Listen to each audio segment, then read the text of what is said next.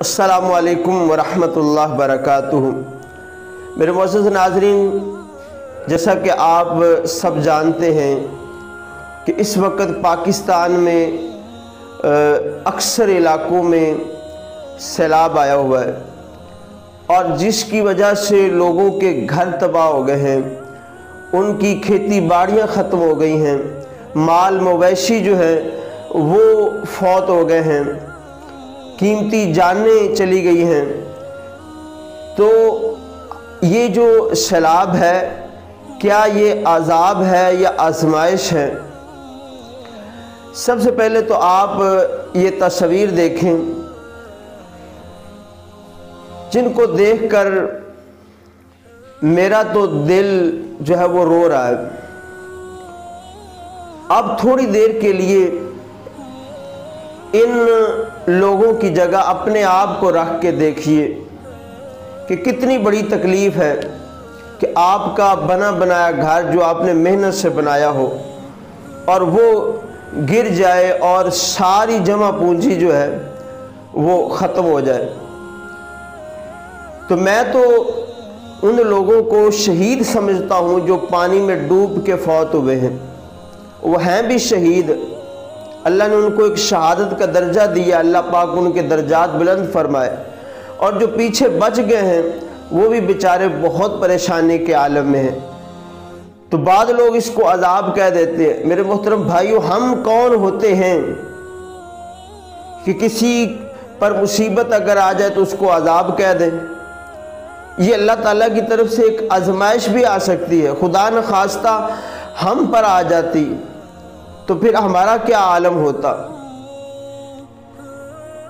تو سب سے پہلے تو میں ان مسلمانوں کی دل جوئی کے لیے عرض کرتا جاؤں کہ یہ جو آزمائش ہے، یہ مصیبت ہے، اللہ پاک اس کے بدلے میں اللہ ان کو آخرت میں کیا عطا فرمائے گا۔ ایک بزرگ رحمۃ اللہ تعالی علیہ نے حضرت سیدنا حسن بن زکران رحمۃ اللہ تعالی علیہ کو 1 سال کے بعد خواب میں دیکھا، ان کی وفات کے بعد، اور پوچھا کہ کن کی قبریں روشن ہیں، یعنی وہ کون سی ایسی قبریں ہیں کہ جو روشن ہوں گی۔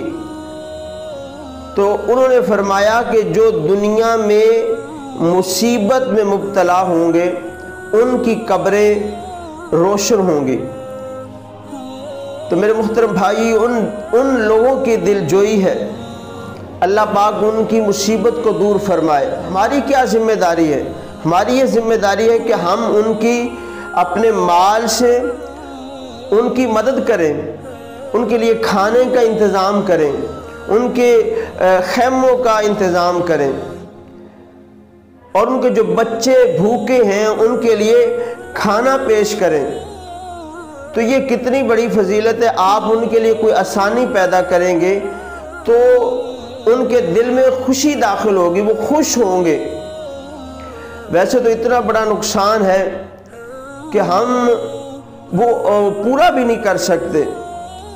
اللہ کی بارگاہ میں دعا، اللہ ان کے لیے آسانیاں پیدا فرمائے جہاں تک ہمارے لیے ہوتا ہے۔ اور الحمدللہ ہمارے جو پاکستانی ہیں وہ بڑی دل کھول کے مدد کر رہے ہیں، اور آگے جو پہنچانے والے جو تنظیمیں ہیں وہ بھی محنت کے ساتھ پہنچا دیں ان تک، تاکہ ان کی پریشانی کو دور ہو۔ نبی پاک صلی اللہ علیہ وآلہ وسلم کی ایک حدیث پاک ہے، آپ سنیے کہ کسی مسلمان کے دل کو خوش کرنا اس کا کتنا بڑا ثواب ہے۔ کہ کسی کو آپ نے کھانا کھلایا، وہ دل اس کا خوش ہو گیا، کسی کو کپڑے پہنا دیے، خوش ہو گیا وہ دل۔ نبی پاک صلی اللہ علیہ وسلم کی حدیث پاک ہے، اس خوشی سے ایک فرشتہ پیدا کیا جاتا ہے، جو فرشتہ عبادت اور ذکر میں مصروف ہو جاتا ہے۔ تو جب یہ بندہ فوت ہوگا، قبر میں جائے گا، تو وہ فرشتہ اس کے پاس آئے گا اور کہے گا مجھے پہچانتے ہو میں کون ہوں؟ وہ کہے گا میں تو نہیں پہچانتا۔ فرشتہ کہے گا میں وہ خوشی ہوں جو تو نے ایک مسلمان کے دل میں داخل کی تھی، اور اب اللہ پاک نے مجھے تجھ پر مقرر کیا ہے کہ تیری جو وحشت ہے اس کو ختم کروں، सवालात में आसानियाँ पैदा कराऊँ, क़यामत के मनाज़र दिखाऊँ और जन्नत में तेरा ठिकाना दिखाऊँ। अब कितनी बड़ी फजीलत है, किसी भूखे को खाना खिला देना, ये भी खुशी दाखिल करने वाली बात है। उसको रहने के लिए इंतज़ाम कर देना, जैसे कि सैलाब में मुब्तला लोग हैं, उनके लिए आप जो भी कर सकते हैं, उनके लिए आसानी पैदा करेंगे तो गोया कि उनके दिल में आप खुशी दाखिल कर दी है। इतनी बड़ी फजीलत है, तो बढ़ चढ़ के उनकी मदद करें और जितना हो सकता है उनके साथ तामुन करें, उनके साथ खड़े हों ताकि वो अपने कदमों पे खड़े हो सकें। अल्लाह पाक आप सब का हामी व नासिर हो। जज़ाकल्लाह।